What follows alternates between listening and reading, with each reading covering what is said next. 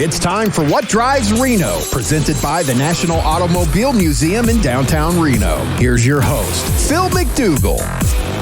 Welcome, Reno. Wake up, get dressed, and get ready. You're listening to What Drives Reno, presented by the National Automobile Museum, located on One Museum Drive in Reno. What is our show about? I want to remind everybody, our show is obviously a little bit about cars, and sometimes it's a lot about cars, but we have a good mix. We try and talk to people in the community that are making a difference, that are affecting the community, that are making a positive change, and if they like cars, that's just an added plus. So today we got a little bit of both. But before we get into our first guest, I want to remind everybody that today is the big day at the National Automobile Museum. What is today, Terry? Do you remember what today is? Today is the big day. He's looking at me like I have no idea what day it is. It is the big day, and we've talked about it, and I feel sheepish because I forgot. Well, I'm going to remind everybody what it is. Today, Santa Claus is at the National Automobile Museum. It is also you've heard of Black Friday, it's our Saturday deal, so everyone who comes down or online can get a membership for 50% off. That is everything we have, all membership levels. That is a family membership, which is normally $99 for 5 people. Now it's half that price, except for Driving Force and Car Club. So we want to remind you to come down, get a picture with Santa Claus. The decorations are just amazing. It's taking you back in time, and we have a lot of cool things. Also remind you for next week on the 29th, we have our casting call.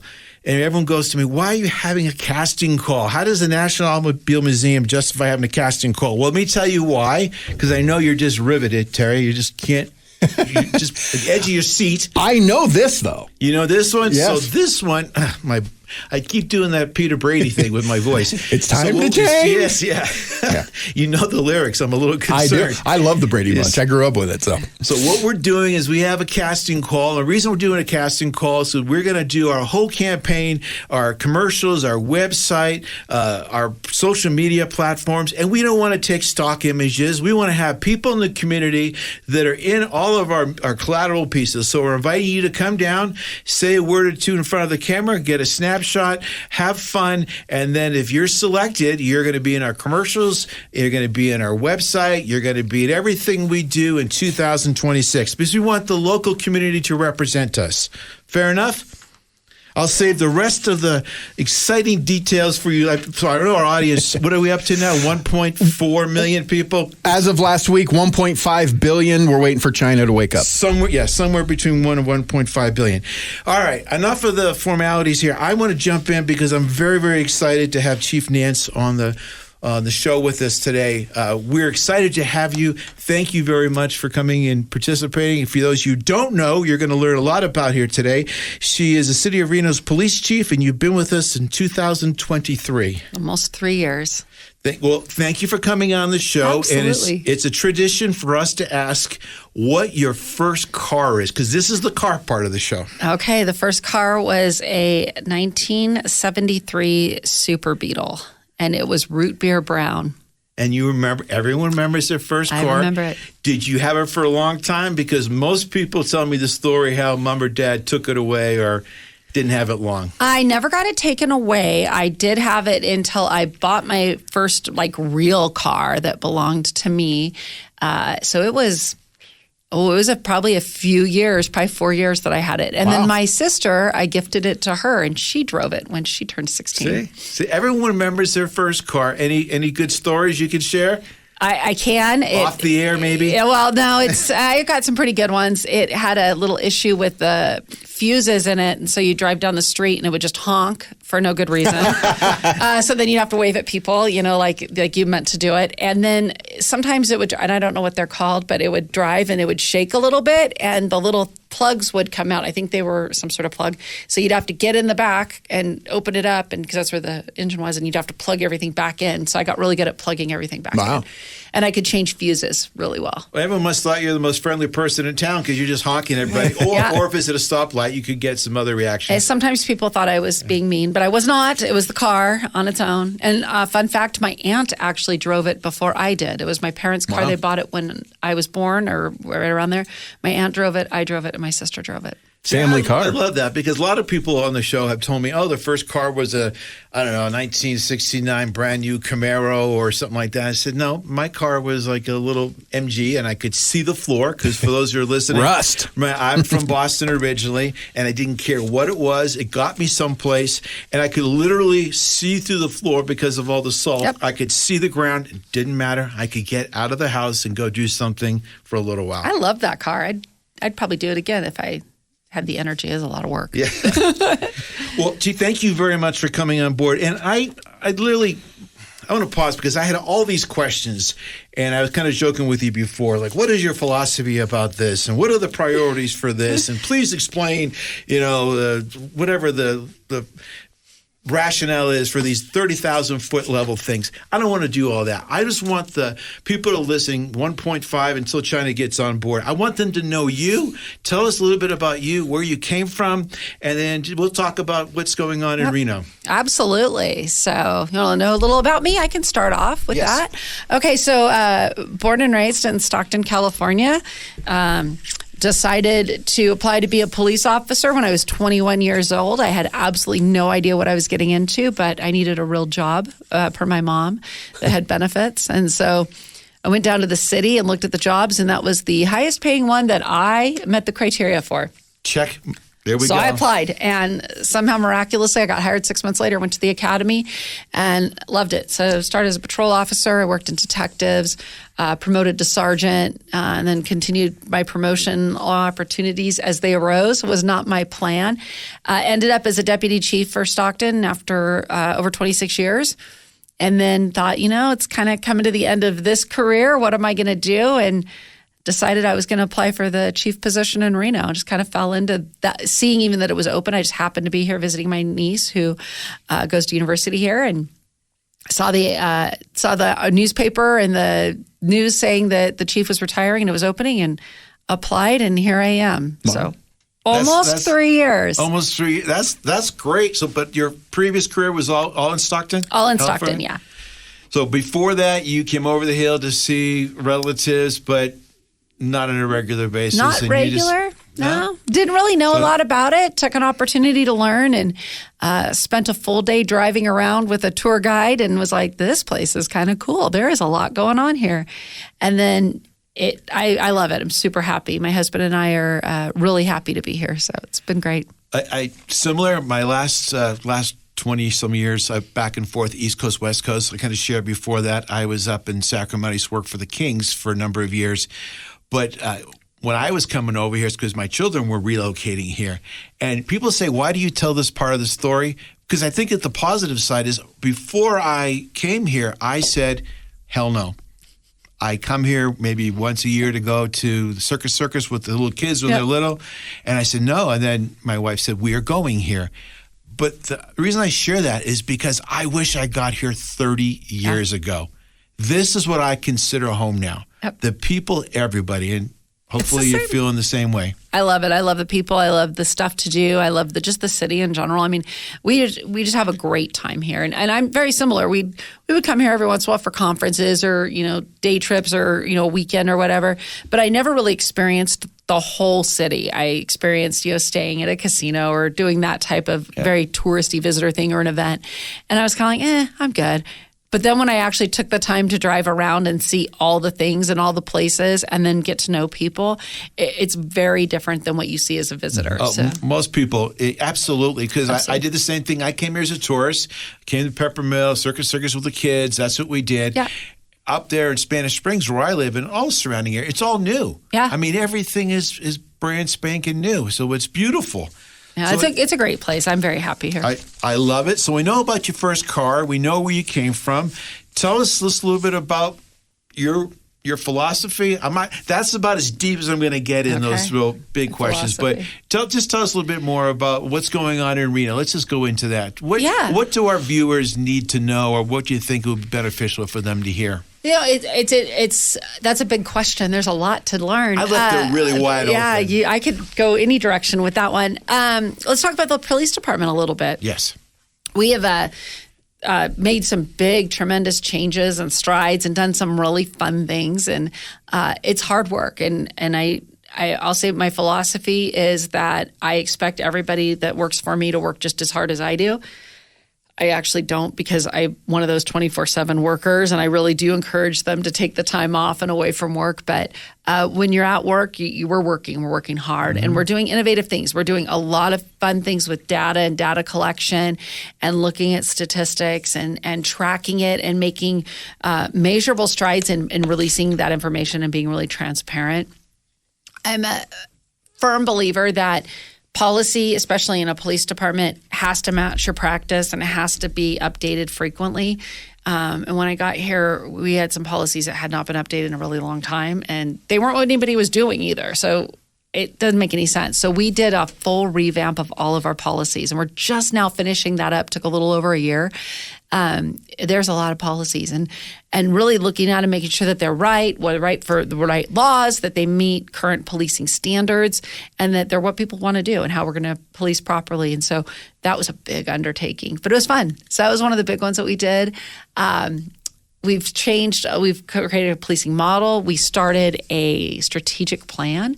The Reno Police Department never really had a strategic plan, a useful strategic plan, and we built one out and changed our values and mission, and we just started having a great time. Good. Lots of fun stuff. I mean, it is big work, but it's fun, really good times. And hiring a ton of people. That's good. Yes, we need people. So okay, touch base on that. Any one of those. Dig a little deeper on the strategic plan or hiring people, because I'm going to tell you just once.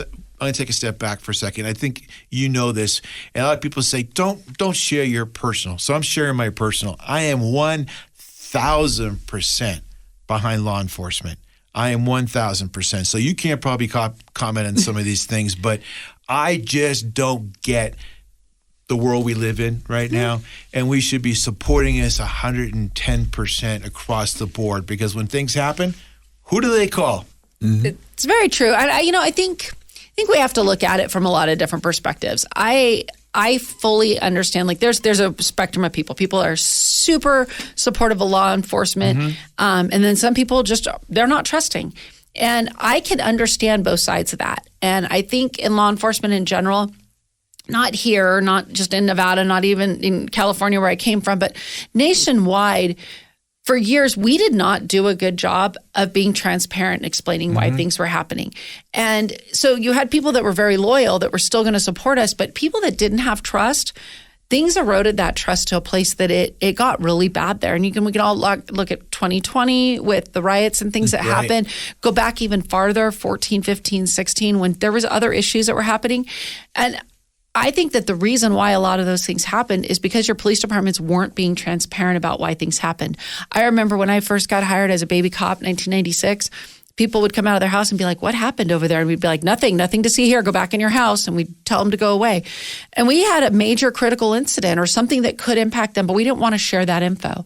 And so that can create distrust. And so now we're really transparent. I share all the info. I love to share info. Do you think that was more of a national philosophy, or is it more regional? Because to me, you can only help when you share information, because otherwise what happens? People make up stuff. I can tell you something, you tell somebody else, it's a different version, and then the trust, and then the media will say different things. It just amplifies one version or the other. And I always tell them, if we're not giving the information that we can legally give and that is right to give up front in an honest and transparent way, and admitting when we did something wrong, then all we're going to do is allow somebody else to fill in those blanks, because the media is going to talk to somebody. I would rather them talk to me and I give them honest, truthful, and factual information that they can repeat.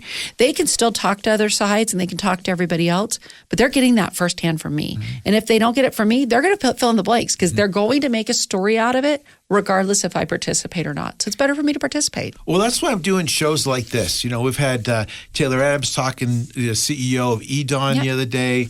We've had Mike Larraguetta from the Visitors Bureaus on board. We've had Chief Operating Officer over at Renowned, People's Officer, because there's so many different people out there that have, they're influencers, they're setting policies, but they don't have a forum to get out and talk. So I just can't tell you how important I think it is for people to get to know you and the things you're promoting, because otherwise people make up their own narratives, right? Absolutely. Terry, were you going to say something a minute ago? You actually answered or asked the question I was going to ask. Okay. So it's okay. Good. On the staffing side, I'll touch on that a little bit because I think it's really important for people to understand.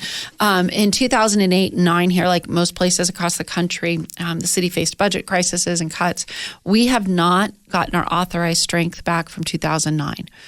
So we are still below staffing levels from that time, and our population's grown a lot. So we are working really hard, but with less staff than we need. We're working on increasing those numbers. We've been generously given a lot of more people. I've gotten 10 full-time employee positions every year except for last year since I've been here, and where those numbers are building and growing. But at any given time, about 20 to 25% of my staff, my sworn staff, I can talk professional staff too, but my sworn staff on that side, they're not deployable as resources. So they're either in the academy, in training, maybe they have an injury or they're off on some sort of leave, like military leave or FMLA. That big, 25%? 20 to 25%. Wow. And that's pretty consistent. And so right now I have 20 vacancies, but I'm hiring for my next academy starting in July. So we continuously are hiring and trying to fill those vacancies. And a lot of our people leave because of retirements. They're at the end of their career. They've done their 20, 25, 30 years, whatever it is, and it's they want to retire and move on. But we have to fill those vacancies. It's hard. So you have the funding. Do you still have the amount of people who are applying? We do see that we have less applicants, but we've been really good with our recruiting. We're trying a lot of interesting and innovative recruiting techniques, using social media to our advantage as best we can with a lot of short films and videos and clips and reels and things. I've seen a few of those, and they're good. They're really good. Those guys kill it. Yeah. And my social media team has been phenomenal. And really just to, like you said, personalize the law enforcement side. Yeah. We can be funny and we can make fun of ourselves a little bit, and we can talk about what's important, but we can do it in a way that's going to reach a lot of different people. Mm-hmm. We were having issues on McCarran with speeders. People drive way too fast on McCarran. And so we did enforcement, a lot of enforcement. In fact, our ticket numbers went from about 700 last year to 1,200 this year, so 500 additional tickets that we wrote on McCarran. We're doing the enforcement, but not everybody reacts to that. But we do some social media stuff and talking about why to slow down. And that gets views and it gets people talking about it. So when they're on McCarran, maybe they go, oh, yeah, remember those two officers were joking around about how people are driving too fast? I better slow down, and I look at my speed limit. It makes it more personal. 100%. I'm dating myself here, but there wasn't even a really computer really was coming out when I was in college, let alone the social media. I was just joking with someone. What did we do? It was something I was watching the other day, a movie, and the guy pulled out the old Atlas map to go across the United States. Like, I remember that. Yeah. Rand McNally. Yeah. So the person, you need to adapt, right, to all these new tools, because a lot of people don't even have cash in their wallet. They just, use their phone and do that. And a lot of people literally just are glued. I think that's the downside. They're glued to it too much. But if that's a medium that works and personalizes that message, boy, take advantage of every tool you can get, right? I will use every tool I can get to hire people. I recruit qualified candidates. And I met with two of our brand new officers today. One was hired today and one was hired last Monday. Wow. And they're going to go to the academy in January. And I'm super excited to see where their careers go, because they asked really good questions about, priorities and what they can do to be successful. And it's a generation of question askers, and I love that. Are you looking for support staff as well, or is it just sworn? Nope, we are also hiring support staff. We have about almost 100 professional staff members of the organization. And so we do face vacancies and challenges there also through attrition and retirements and things like that.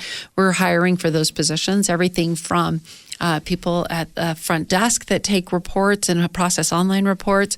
We have community service officers that are out in the field, and all kinds of stuff in the middle. So we have a lot of professional staff hiring opportunities also. Cool. I want to remind our listeners that this show is made possible through the National Automobile Museum. So thank you, National Automobile Museum. One of the things I want to mention to you as well is that I can think in almost every organization, and you both are going to smile, I bet, because you can relate to this. You almost 9 times out of 10, you typically hear what didn't go right. Yeah. And there's not a lot of time people take the time to say what right. So my wife was in the hospital recently, and a nurse came up, and we were talking about some things, and she wrote this long letter about an interaction she had with a police officer that was over the top positive. And she goes, if you know anybody, she goes, I want to take this letter, and I made sure it got to the department. But I go, that is so good, because like anybody else, people typically only say the negative things. So I'm just asking people that are out there listening right now, there's a lot of amazing things that your group does. Absolutely. You know, take the 2 minutes. Who's listening right now that someone said to them, oh, that looks nice tie, nice dress, nice whatever, or you did a great job. Everyone needs to hear that, and it gives us more momentum and I think more passion to keep going. I really think that the overwhelming majority of people are supportive of law enforcement.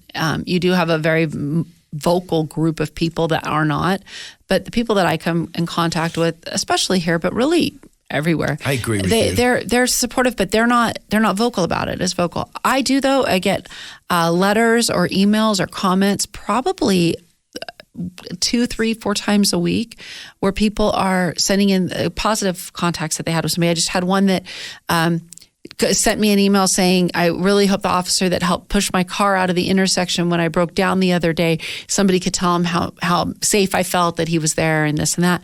And so I take that opportunity to reach out to those officers. I send them a letter and I say, hey, good job on this. And that way we do document and make sure that they're recognized for it. But it happens a lot. And you know, if you look at the comments on social media, there's a lot of negativity. But it's a small part. They're the big mouths that go out there, but they are, I believe, the minority nationwide. And a lot of those people they're not real people. They're fake accounts or they're some sort of bots. Exactly. Yep. Yeah. And then people listen to it and think that that's real. And that's where it gets hard. And it is hard on my officers and my staff, the people who work for the police department, and that we do something fun or positive, and then there's the negative comments. It bothers them. Yeah. So I always tell them not to read the comments. I read all the comments, but that's my bad vice right there. I read all the comments. You know, it's hard, and I respect the heck out of any law enforcement officer, because you're more than likely the person you're meeting, or you go out to a call,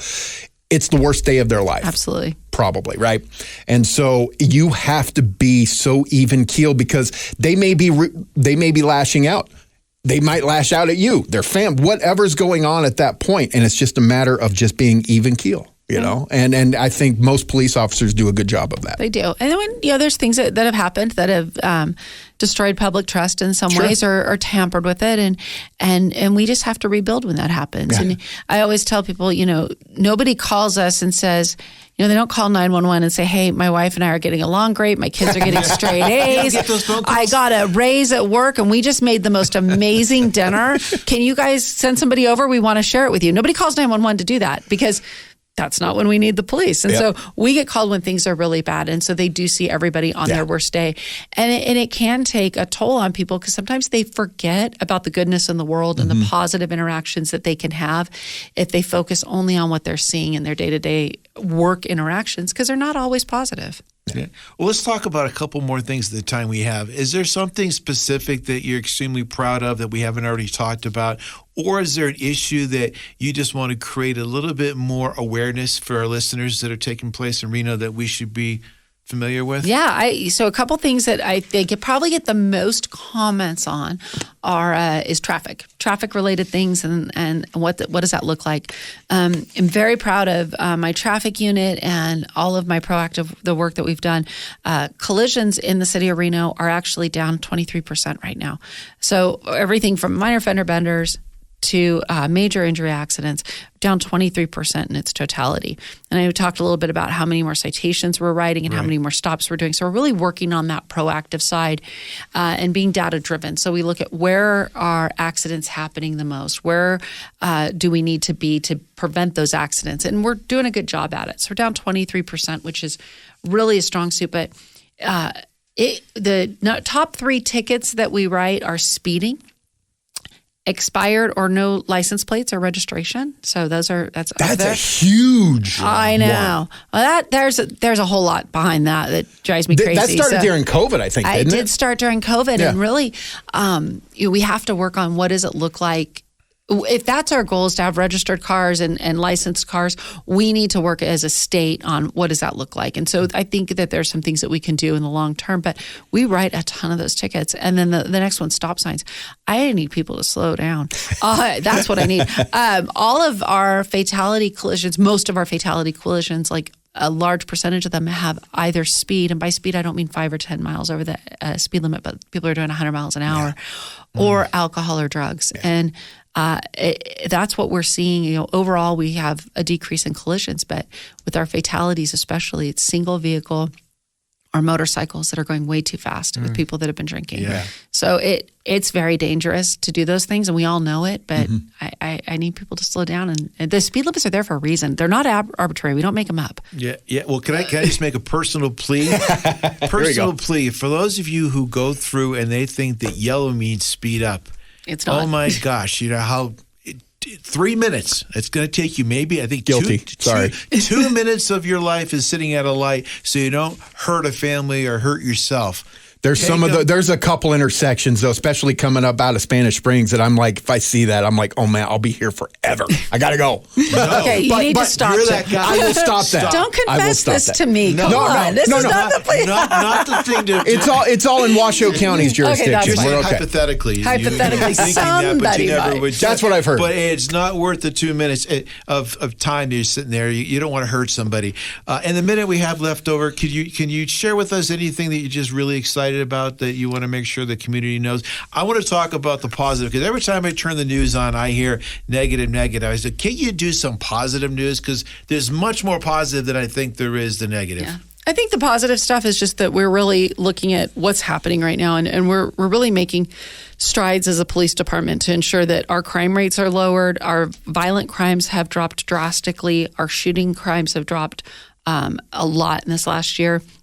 And we're really monitoring each and every one of these things, including hiring, including traffic, including violent crimes, because we want to continue to police in a way that our community wants. And we love to hear from everybody. And if you have issues that you're seeing, let us know. If you don't report it, I don't know what's happening. I can't be everywhere all at once. But if you see something and it's concerning to you, either report it through Reno Direct or through calling the dispatch center so that we have record of it. And that's a big problem that we have, is sometimes people will assume somebody else is going to call. And I bet that's a big part of it. I'm guilty. I see something, I go, well, I'm sure someone now has seen that. It's been in our vernacular since 9/11. If you see something, say something. Yeah. Yep. It's important. And I think we all have to watch out for one another and be safe. Watch out for yourself and your neighbors and your friends, and make sure we're all being safe together.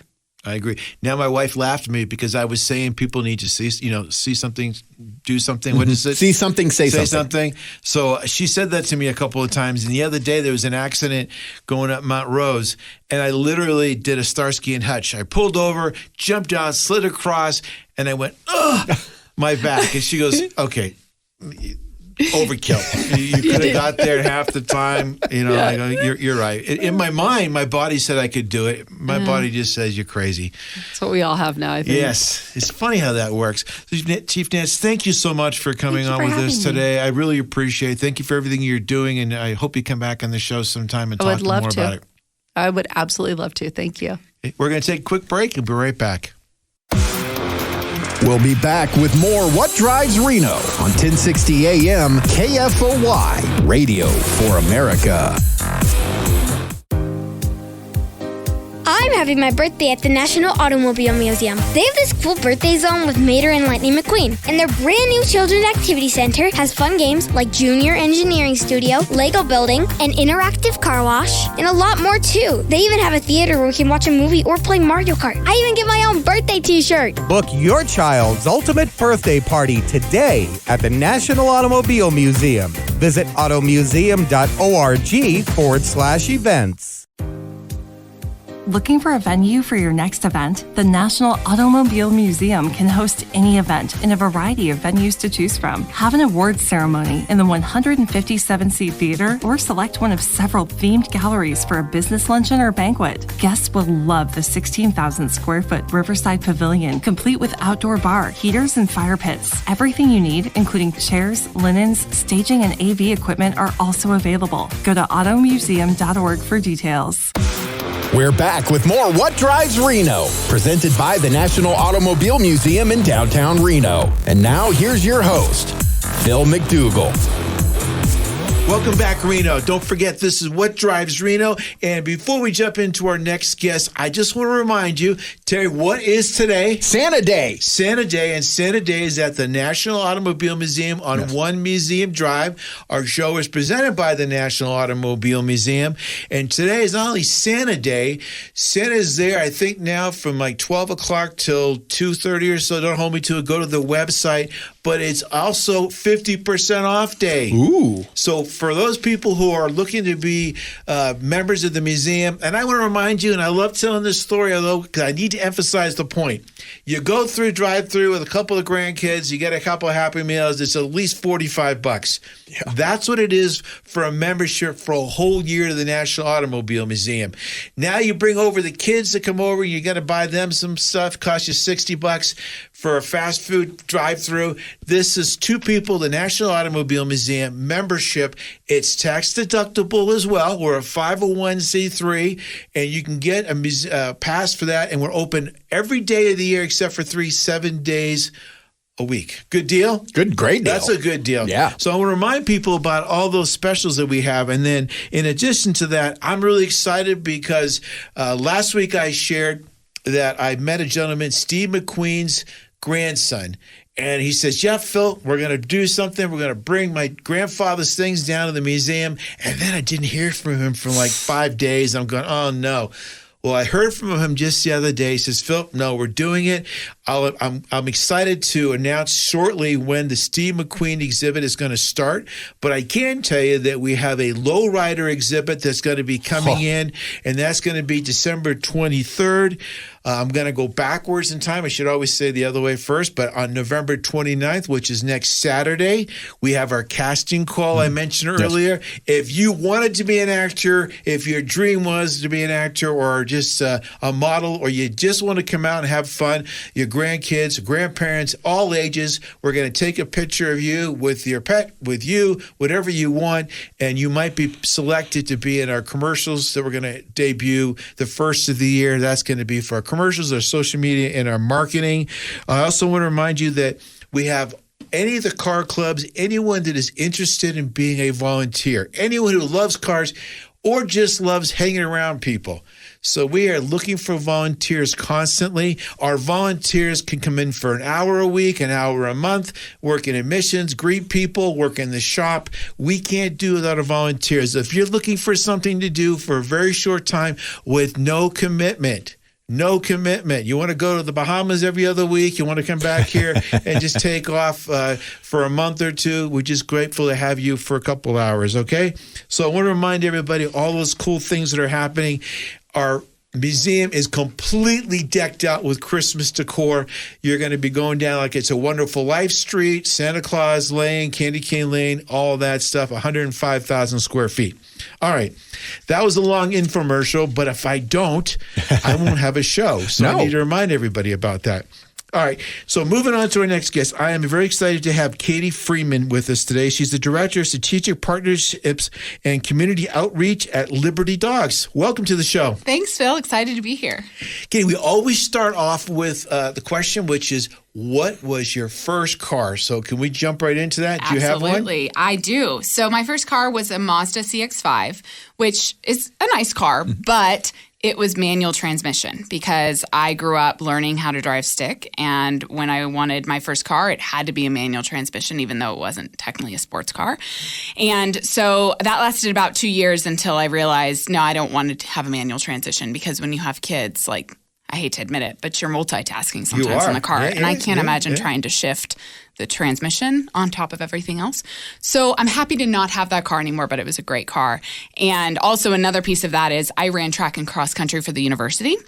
And we had 6 a.m. practice during the winter, and I didn't have a car till my junior year. And so you would see me at like 5:45 in the morning speeding down McCarran from the top of like 7th Street where that Walmart is down to the university in like ice and snow. Super dangerous. Okay. So I was grateful to have my car.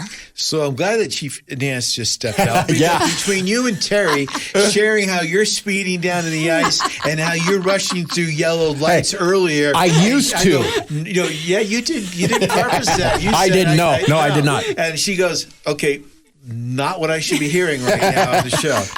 No, but we've all done it. We've all been there. Any particular stories we want to share about the car? Or?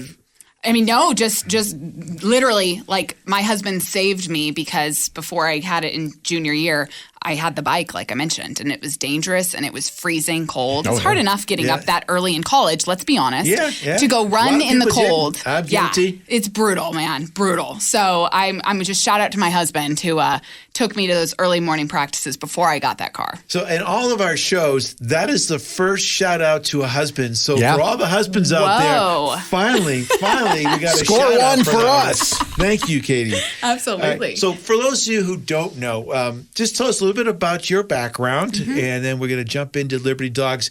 I am really excited about that. And believe me, there's not a lot of topics I get excited about, but Liberty Dogs is a partner for the National Automobile Museum. We are a proud and you guys are having a whole section built out there to showcase it. But talk about you and then how you came about going to Liberty Dogs. Thanks. I appreciate it. So I've spent most of my career here locally after I graduated from the university in nonprofit work. So I did start out in sales and then moved into nonprofits. And so I had the pleasure of working for EDON, Economic Development of Western Nevada. Group. Yes, who I think you just had Taylor Adams was just on last week. Yep. So great work. I got to work with startups and entrepreneurs and building out that community. And then I worked for another national nonprofit called National Council of Juvenile and Family Court Judges that helps support judges, training them who make important decisions in family matters. And so that was an amazing time there. So as the director of marketing and communications there. And then I was presented with an amazing opportunity to join the Liberty Dogs team. And boy, has it been such an honor and a pleasure. Great people. Yeah, it's been incredible. And I've only been there for a little over a month. So it feels like I've been there a lot longer in a good way. So excited to talk about it today. Well, let's get into it because most people don't know. And I got to tell you something. So I've been talking with the organization. We're working with the big partners for a long time. I remember the first time I'm driving down 80 and I'm looking over and I'm going, no. That can't be the campus. It is really, really impressive. It's incredible. People will hear about the Liberty Dog campus, but you have to see it to see how cool this place is. Absolutely do. Yeah, it's incredible. 27 acres. It broke ground around 3 years ago, and we're set to open up this summer. So I can talk about kind of what's included in the campus if you want to jump into that. New leader of your organization as well? Yeah, General Barry is our new leader. And so we're so excited to have his vision and his energy, let me tell you. Oh, he's got energy. Oh, my goodness. I'm sorry to interrupt. I met him. We had an event at the museum, and I had the pleasure of meeting him. We're doing the walkthrough. Full of energy, so polite, so outgoing. And when you see him, just say, Phil says hi, because he'll remember me, probably because I'm the big guy with the white hair. But the other one is I got the General Douglas MacArthur car out for him, and he had some pictures in it. Wow. So that was if he asked me to do that, I said, yes, we will do it. Great Amazing. man. He Sorry really to interrupt you. No, not at all. Not at all. So just a little bit about Liberty Dogs, if I may, if listeners may not be familiar with us. So we are a national service dog training and placement program for the United States veterans that have been diagnosed with PTSD. So we have this 27-acre campus here locally. We are fully funded by the generosity of Dave and Cheryl Duffield. They're amazing. They're incredible. Their philanthropic efforts with animals has been, spanned years. Maddie's Fund is probably the most notable initiative of theirs. Over 30 years old, they've awarded more than $300 million in grants to organizations that are helping animals in research or furthering their welfare. Very humble people, too. Yeah, absolutely. So our mission is to take care of those that took great care of our great nation. So The campus we're featuring 20 veteran suites. So how it'll work is we will invite the veterans that get selected for their service dogs to our campus for just about 2 weeks, and they will spend time getting to know their new companion and how to work well together. And it's just going to be a truly amazing experience. We want to treat them so well, and we want them to feel so comfortable and appreciated for all the work that they've done. These suites are incredible. Right? Exactly. We all agree, as they should be. Exactly. They're going to be treated to amazing food with our chef that we bring in. I mean, it's just such an honor to have them come to the campus, and we want to make sure it's the best experience possible. As I mentioned, the campus includes those suites. We also have a state-of-the-art breeding facility that will be breeding our dogs here locally as well. We have a veterinary center, so the dogs can have exceptional care in-house. An adoption center, which everyone's always very interested, which we can talk about later. And then also a training center, both for our wellness retreats that we're going to have, as well as a training facility for the dogs and the volunteer puppy raisers, which we can go into later as well. So now let's just touch on any one of those topics right now. What do you think, for people who aren't familiar and you got a little soundbite for the first time, what's the one thing that you want to convey to them? Is there one particular thing that just more of an awareness? Is it you need volunteers? Is it is anything that comes to mind? Probably there's a whole bunch of stuff. Absolutely. Yeah. I think we are so lucky, having worked in nonprofit work for a long time, that we are fully funded. So what we need is volunteer puppy raisers. That's probably the biggest thing that we need right now, because if we don't have our dogs, we can't help our veterans out. And if people can't commit to the puppy raising, we have lots of other opportunities as well. So really, if anyone wants to be involved, we have a way that they can be involved. Well, that's great. And what kind of a commitment in terms of time is that? Yeah, roughly? Yeah, absolutely. So it is a 14 to 16 month commitment to raise a puppy. So you receive your puppy at 8 weeks after you go through a vetting process, background check, interview to make sure it's the right fit. Yeah. And then you get your puppy, and you have an immense amount of support from our team. So it can be weekly or more if needed, training sessions, one-on-one or as part of a group. We also organize these amazing outings for our puppies and our puppy raisers, both so they can build community, but also expose their puppy to all kinds of different sights and sounds. Right. So for an example, one of our team members organized one at the firehouse out in Damani Ranch. And that was amazing. So the firefighters showed them all the sights and the sounds and the hoses and just these things that you wouldn't necessarily think of, but they may encounter that in their daily activities with their veteran, and we want to make sure that they are well prepared to be able to serve their veteran and having had all this exposure prior. And we work with you at the museum because you have a facade there at the museum, and I'm hoping that in the future we can be part of that evolution. The puppies go through the academy. Absolutely. Because all the different things you said, the sight, smell, sound, interaction with people, different circumstances, it all goes to the end result of getting them ready to go be totally. So you're inviting us to your museum? Absolutely. Okay. Absolutely. All right. I'll make note then. 24/7. That would be amazing. Yeah. That's a perfect example. That's part of our partnership that we want to offer as well. So tell me, where do the dogs come from? Yeah, it's a great question. So we work with national service dog organizations that specialize in what we call purpose-bred puppies that are designed for this type of work. Say that 3 times fast. Yeah, right. It's really hard. I'm surprised I said it okay. I did. Thank you. And we also work with highly, highly reputable breeders nationwide that are more individual, independent.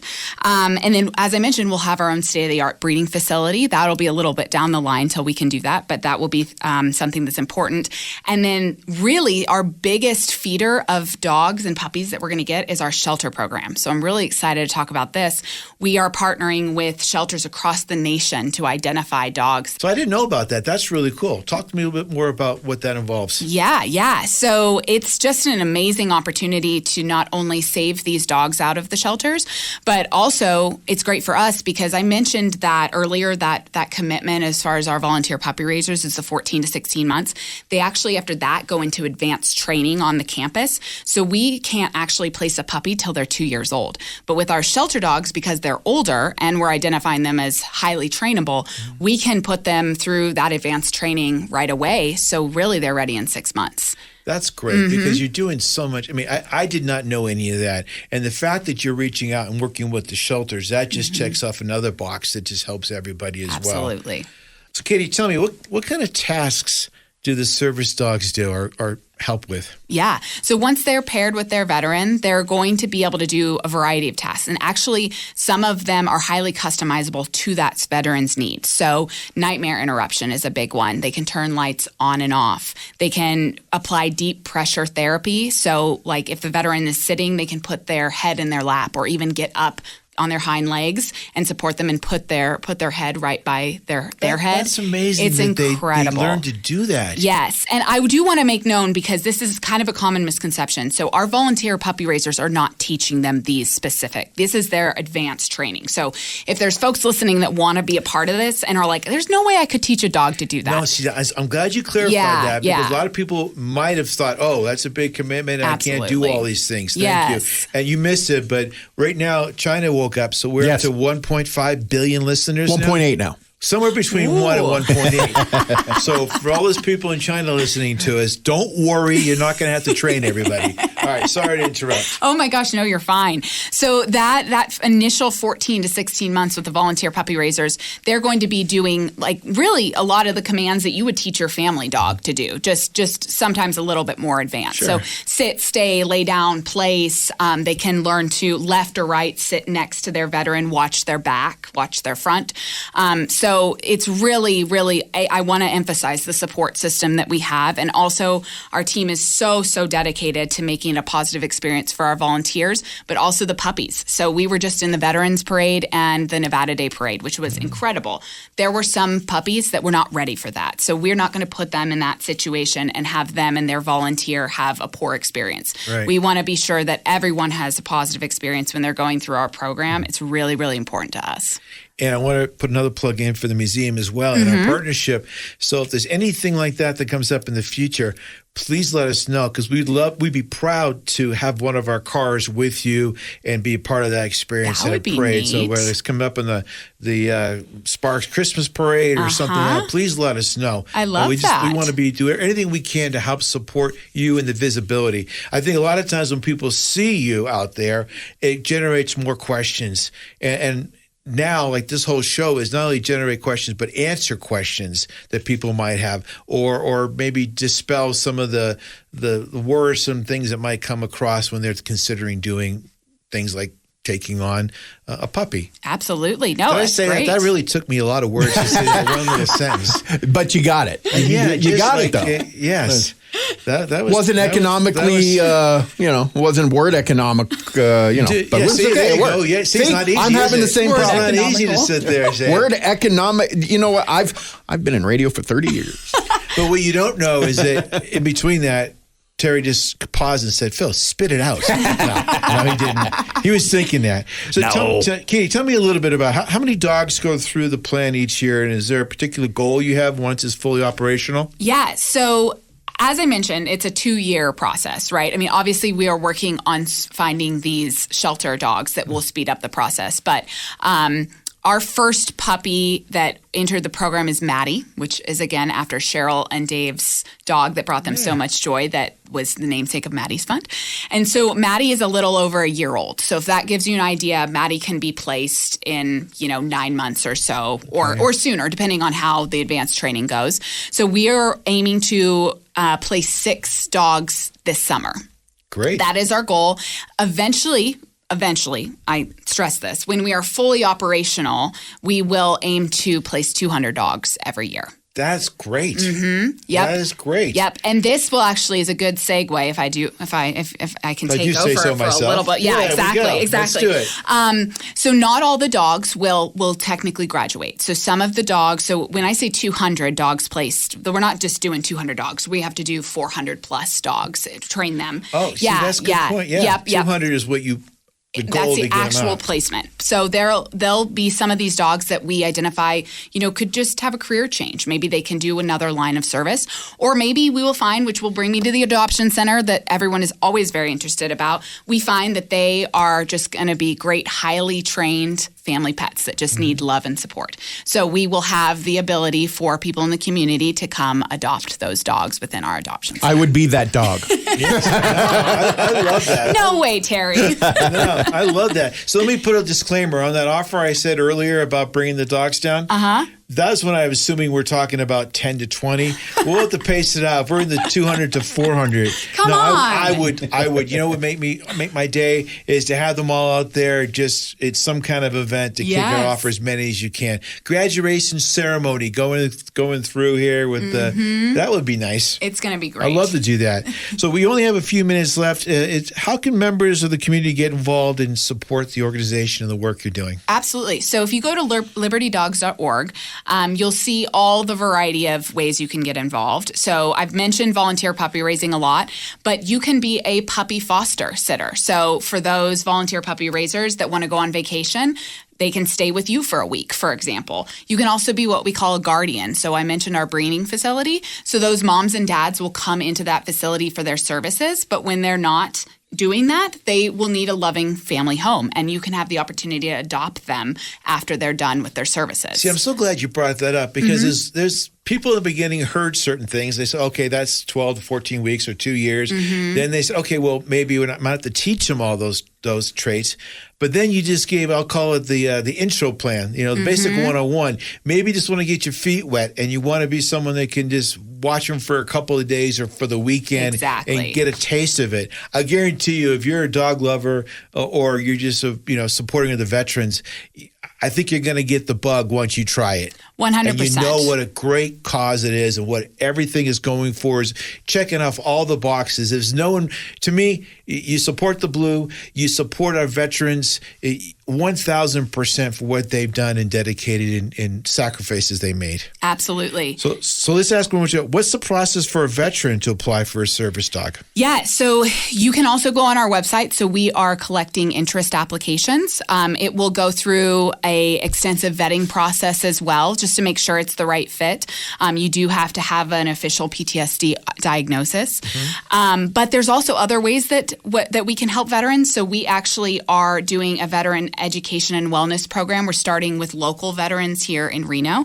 And the idea is to focus on whole person health with that. So physical, emotional, mental, and social to support that healing process. So giving these veterans tools they can use on a daily basis to really help their healing process. And where does that take place? At your campus? It will when it's open. Yep. So I'm volunteering it now. If you ever I love this. If you ever need some space, we have a beautiful theater there. Okay. We have the breakout rooms, but it seats about 200 people in a movie theater, and we have the other rooms, event centers. We can, it's plenty of room. And I'd be honored if you guys would consider doing some of those with us. That's awesome. I appreciate that so much. See, look at this. Yeah, and if it doesn't work out, then Terry, you don't live far by. You got enough room in your house, right? I got it. I'm great at volunteering other people. Perfect. My 2 Yorkie poos would love the extra dogs, I'm sure. Katie, before we wrap up, is there anything you want to make sure people are aware of? Highlight anything or just create a little bit more awareness for the group? We covered a lot today. We did. I so appreciate the opportunity. Gosh, we're just so honored to do this initiative in Reno. I mean, it's so cool, the impact that we're going to have national and the fact that we're based here in Reno. And this community is so supportive and everyone knows each other. So I would just encourage folks, if you don't have the capacity to volunteer, I guarantee you know somebody who does. So please pass our organization name along to those folks. And, down the line, if it's a better time, we're going to be around for a long time. This is a legacy project for sure. No, that's great. Katie, thank you very much. And the website again is? libertydogs.org. Okay, and don't forget to tell General Barry and tell him the big guy with the gray hair says hi and we want him to come down and visit us again. And everybody there in your organization, they've all been amazing. We're very, very grateful to be partners. I want to remind everybody that if you haven't been to the National Automobile Museum in the past or you haven't been there lately, it changes every 60 to 90 days. We have a brand new exhibit, a beautiful theater there, outdoor patio, pavilions. We do summer concerts. We're just about to announce our summer concert series. We're probably going to have the governor come back here in a couple of months to present. There's plays, comedy shows. We're doing things every single week it's something different. And today there's still time. Come on down to see Santa Claus, get your picture taken with him. Santa Day. And then, don't forget Santa Day and casting call next week. So until next week, I want to thank everybody for tuning in. Katie, thank you very much. And for Chief Nance for being on the show. See you next week, same time.